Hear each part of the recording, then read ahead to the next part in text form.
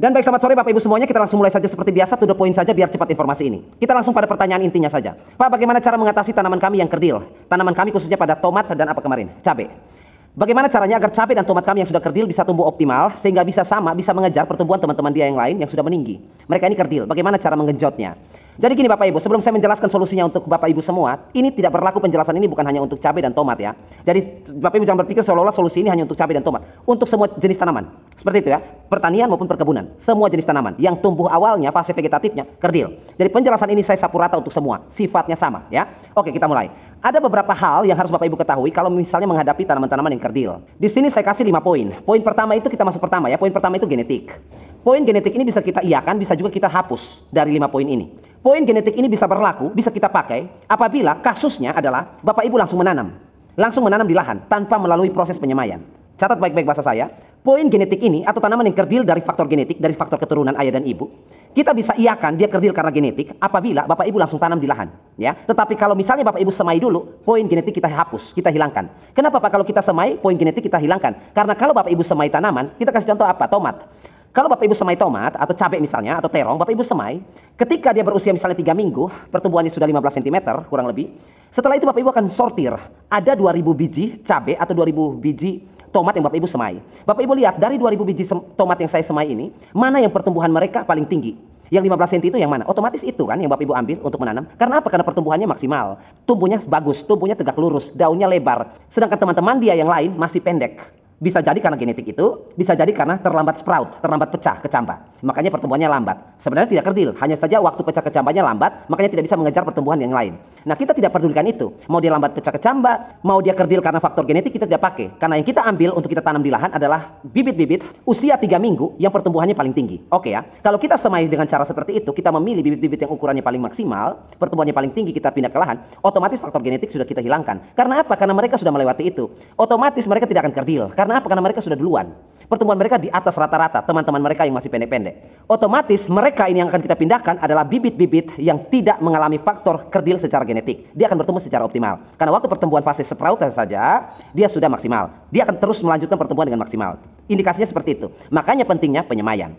Oke, kasusnya kalau misalnya Bapak Ibu langsung tanam, berarti ada faktor genetik di situ. Tetapi kalau Bapak Ibu melakukan penyemaian terlebih dahulu baru menanam ke lahan, maka faktor genetik kita hilangkan. Dia tidak akan cacat secara genetik. Oke ya. Poin nomor 2. Poin nomor 2 ini adalah tanah yang padat, pengolahan lahan. Kita masuk pada poin kedua, itu pengolahan lahan. Sudah menjadi sewajarnya dan semestinya, dan itu sudah SOP-nya, sebelum kita menanam atau pindah tanam, lahan kita itu sudah harus diolah. Diolah dalam segi apa? Dari segi pH. Ya, Bapak Ibu harus tahu angkanya. pH lahan saya ini 1 bulan sebelum saya tanam pH-nya berapa. Saya cek terus tiap minggu sampai tanaman masuk. pH itu harus netral. Itu pengolahan secara kimia. Pengolahan secara fisik, Bapak Ibu harus menggemburkan tanah itu. Itu pengolahannya. Fisik dan kimia itu harus diperhatikan. Kalau fisiknya baik, diolah dengan bagus, kimianya baik, pH-nya baik, otomatis sifat biologi seperti mikroorganisme baik dalam tanah akan hadir. Sifat biologi itu akan menyesuaikan sifat fisik dan kimia. Saya ulangi sekali lagi. Sifat biologi akan datang ketika sifat fisik terpenuhi dan sifat kimia terpenuhi. Jika tanahnya diolah dengan baik, tanahnya sehat, tanahnya poros, tanahnya gembur, dan pH-nya netral, maka unsur biologi akan datang. Makhluk akan datang dengan sendirinya. Akan tercipta dengan sendirinya. Ya. Jadi pengolahan lahan dalam segi fisik maupun kimia, maka akan mempengaruhi sifat biologi dari tanah itu. Kalau semua dari fisik, kimia, dan biologi sudah terpenuhi, maka tanah tersebut atau lahan Bapak Ibu sudah siap ditumbuhi oleh tanaman-tanaman tertentu yang Bapak Ibu tanam, dan pertumbuhannya pasti baik. Ya, karena sifat fisik, biologi, dan kimia tanah bagus. Oke, genetik sudah kita lewati. Tanaman tidak ada masalah soal kerdil karena genetik keturunan. Pengolahan lahan Pak sudah kami lakukan. Sifat fisik, kimia, dan biologi sudah terpenuhi. Sekarang kita masuk pada poin nomor 3. Jika kedua poin ini sudah terpenuhi ya, tapi tanaman masih kerdil. Poin nomor 3, yaitu serangan hama pengganggu. Setelah kita pindah tanam ke lahan, mulailah dikerubuni atau mulailah didatangi oleh hama-hama pengganggu. Ya, OPT. Seperti apa? Seperti trips, tungau, kutu kebul, dan lain sebagainya. Hama monokotil, hama untuk tanaman-tanaman berbiji tunggal, maupun hama dikotil untuk tanaman-tanaman yang berbiji terbelah seperti cabai, tomat, terong, dan lain sebagainya. Hama itu mulai datang. Dan mulai saat pindah tanam, Bapak Ibu sudah mulai mempersiapkan schedule atau jadwal penyemprotan insektisida, fungisida secara berkala. Intinya harus ada jadwal penyemprotan pestisida di lahan Bapak Ibu. Bisa durasi seminggu sekali, 2 minggu sekali, bisa 3 minggu sekali. Intinya ada durasinya sesuai dengan bahan aktif dan pestisida yang Bapak Ibu gunakan. Kalau misalnya ketiga poin ini sudah lulus, secara genetik tidak Pak. Secara pengolahan tanah juga tidak Pak, karena tanah saya olah. Secara perawatan penyemprotan anti hama sudah saya lakukan dengan baik, teratur, dan tidak ada hamanya. Tetapi ketiga hal ini sudah dilakukan masih juga kerdil.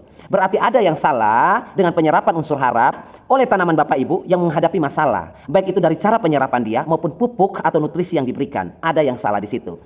Kita masuk ke poin keempat ya. Poin keempat ini apabila genetik sudah lolos, kemudian pengolahan tanah sudah lolos, dan yang ketiga penyemprotan anti hama sudah dilakukan secara berkala. Maka pemupukan, kita masuk pada pemupukan. Nah, poin keempat atau pemupukan ini, pupuk apa kira-kira Pak? Yang ketika tanaman kita sudah kerdil seperti itu, mau kita genjot supaya dia bisa mengejar pertumbuhan dari teman-teman dia yang lain, biar bisa sama, dikejar dengan cepat. Pupuk apa kira-kira yang bisa mendompleng dia agar bisa tumbuh cepat? Yang pertama, Bapak Ibu catat baik-baik poin ini ya. Yang pertama kita omong dari unsur hara makroprimer. Unsur hara makroprimer itu ada 3, N, P, dan K. Nah, di sini saya mau perkosa 3 unsur hara ini. Ya, yang pertama N. Pupuk N yang kita berikan dalam bentuk nitrat. Ya, pupuk N yang diberikan dalam bentuk nitrat. Dicatat nanti, pupuk unsur hara makroprimer NPK, N yang diberikan harus nitrat, tidak boleh amonium. Oke ya. Kemudian fosfor, boleh pupuk fosfor apa saja. Kemudian pupuk kalium apa saja. Oke ya, 3 pupuk ya untuk unsur hara makroprimer. NPK, N dalam bentuk nitrat. Sudah 3. Pupuk yang berikut apa lagi? Pupuk dari unsur hara makrosekunder. Ada 3 juga. Magnesium, sulfur, dan kalsium. Tetapi untuk unsur hara makrosekunder, sulfur tidak kita pakai. Ya, belerang tidak kita pakai. Yang kita pakai hanyalah magnesium dan kalsium. Ya, berarti untuk unsur hara makroprimer sudah 5. Nitrat, fosfor, kalium, magnesium, kalsium. Catat baik-baik poin ini ya, supaya tidak ada lagi pertanyaan. Sudah 5 Pak unsur hara makro yang kita butuhkan. Ya, sekarang ada nggak Pak unsur hara mikro yang kita libatkan juga? Ada. 1 saja yang kita pakai, yaitu zat besi atau Fe. 6 pupuk. Dicatat ya, saya mohon. Saya ingatkan sekali lagi, dicatat poin-poin ini. Ada 6 pupuk yang harus Bapak Ibu siapkan untuk tanaman yang kerdil. Ya, nitrat, fosfor, kalium, magnesium, kalsium, dan Fe atau besi. Oke ya, kalau Bapak Ibu kasih pupuk-pupuk seperti itu, 6 jenis itu, dia bisa mengejar dengan cepat. Saya ulangi lagi bahasa saya. Dia bisa mengejar dengan cepat keterlambatan pertumbuhan dia terhadap teman-teman dia yang sudah meninggi. Bisa sampai sama Pak, bisa sama dan sangat cepat kalau 6 pupuk ini masuk. Oke. Pak, bagaimana kalau 6 pupuk ini tidak bisa kita siapkan? Tidak bisa kita siapkan, berat sekali Pak. Bagaimana Pak solusi terakhirnya? Ada nggak kira-kira? Ada Bapak Ibu. Kalau misalnya 6 pupuk ini tidak bisa Bapak Ibu siapkan, 6 jenis unsur hara ini tidak bisa Bapak Ibu siapkan, Bapak Ibu cukup siapkan 1 pupuk saja. Kalau misalnya sudah mepet, sudah mentok, sudah nggak mau ribet lagi, 1 pupuk saja. Pupuk apakah itu? Pupuk itu disebut dengan pupuk kalsium nitrat. Pupuk kalsium nitrat ada banyak Bapak Ibu. Terlalu banyak pupuk kalsium nitrat ya. Mau jenis apa? KS Patani. Mau jenis apa? CNG. Mau jenis apa? Kalnit. Mau jenis apa lagi? Yara Lifah. Mau jenis apa lagi? Karate Plus Boroni. Mau jenis apa lagi? Kalsium nitrat merek Captawan. Mau apa lagi? Kalsium nitrat dari pupuk cantik. Banyak. Pupuk kalsium nitrat. Pertanyaannya, kenapa itu jadi alternatifnya Bapak? Kalsium dan nitrat. Kalsium dan nitrat itu Bapak Ibu semua dia kerjanya di pertumbuhan. Khusus kerdil. Seperti itu. Khusus kerdil mereka berdua ini tugasnya. Kalsium dan nitrat ini dikhususkan untuk kerdil. Pertumbuhan lambat. Seperti itu. Makanya kalau Bapak Ibu bilang kami tidak bisa penuhi 6 unsur itu Bapak. Kami bagaimana solusinya? Ya solusinya beli kalnit. Itu solusinya. Nah, kenapa kalnit? Kenapa kalsium dan nitrat? Bukan kalsium dan nitrogen. Karena nitrat yang saya bilang, nitrat itu pertumbuhan Bapak Ibu. Pertumbuhan apa? Pertumbuhan untuk memperpanjang batang. Pertumbuhan untuk apa? Pertumbuhan untuk memperpanjang ranting, menciptakan ranting. Jadi batang yang tadinya pendek dia tarik kasih panjang, seperti karet, dia tarik supaya panjang. Pendek itu ditarik biar dia tinggi. Itu fungsi nitrat. Kerja nitrat di situ. Amonium kerjanya di akar. Itu pupuk amonium. Makanya saya tidak bilang Bapak Ibu kasih amonium kalsium, tidak bisa. Bapak Ibu kasihnya kalsium nitrat. Tidak bisa Bapak Ibu kasih kalsium amonium, nggak bisa. Karena nanti amonium kerjanya di akar nanti ya. Kasih kalsium nitrat. Nitrat itu nanti kerjanya memperbesar. Bapak Ibu tahu, Bapak Ibu pernah lihat nggak? Tanaman yang kelebihan nitrat. Pernah lihat? Jangkung kutilang kan? Tumbuhnya itu seperti kutilang, seperti yang listrik. Tanaman yang lain baru 30 cm, yang kita kasih nitrat itu sudah 60 cm. Kutilang dia. Batangnya kecil, ya, tinggi seperti kutilang, kurus tinggi langsing. Kalau kelebihan nitrat, itu efeknya nitrat. Nitrat itu menarik sel batang. Jadi batang itu bisa tambah panjang, ranting bisa tambah panjang, daun bisa tambah lebar. Kalau kita kasih nitrat dalam jumlah yang banyak, tanaman overdosis nitrat, bisa Bapak Ibu lihat, cabai itu batangnya kecil, daunnya lebar. Ya, ingat ya, batangnya kecil, daunnya lebar, itu overdosis nitrat. Nitrat kerjanya di situ, makanya pupuk yang kita perlukan adalah nitrat. Kalsium bagaimana Pak? Kalsium itu tugasnya dia nanti pH.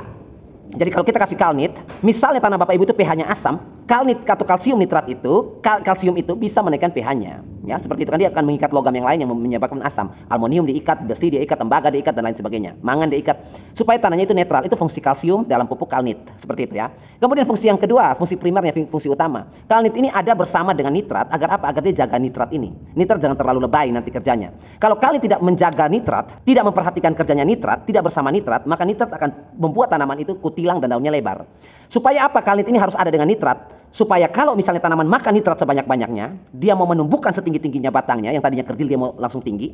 Kalsium itu bertugas untuk memperkuat jaringan dinding sel maupun bagian dalam sel. Sehingga batang itu walaupun tinggi, dia kokoh. Dia kuat, dia tidak mudah patah atau tidak mudah ambruk. Itu fungsi kalsium. Dia menekan tugas nitrat atau kerja nitrat sehingga tidak lebay atau berlebihan di dalam tubuh tanaman. Sehingga apa? Sehingga dia tumbuh lebih cepat mengejar teman-teman dia agar dari kerdil bisa tinggi tetapi tidak patah, tidak roboh. Itu fungsi kalsium. Kemudian kalsium juga membantu pertumbuhan akar dan lain sebagainya. Jadi kalau misalnya Bapak Ibu mau kasih kalnit, nanti akan tanya lagi. Itu yang tadi Bapak sebutkan berbagai macam jenis kalsium nitrat, ada banyak itu. Tetapi Pak, yang Bapak omong tadi adalah kalsium nitrat yang Bapak sebutkan merek-merek itu, kalsiumnya lebih tinggi dari nitrat. Iya, yang tadi saya bilang itu semua kalsiumnya lebih tinggi. Kalsiumnya itu 25%, 26% paling banyak. Nitratnya berapa? Nitratnya cuma 15%. Ya, seperti kalnit 15% sama 26%. Karate plus boroni 15% sama 26%. Sekitar itu, 14,4 lah, 14,5. Nitrat itu jumlahnya hanya belasan persen, sedangkan kalsium itu jumlahnya bisa 20-an. Bagaimana caranya kita cari pupuk kalnit, pupuk kalsium nitrat ya, yang jumlah kalsiumnya lebih sedikit. Karena dia di situ hanya membantu supaya nitrat tidak berkembang pesat sehingga tanaman tidak kutilang. Jadi kita butuh pupuk yang kalsiumnya kecil tapi nitrogennya besar atau nitratnya besar. Kira-kira pupuk apa? Yang kita pakai adalah pupuk cantik. Kenapa kita pakai pupuk cantik? Kan kalnit ada Pak. Kan Karate Plus Boroni ada Pak.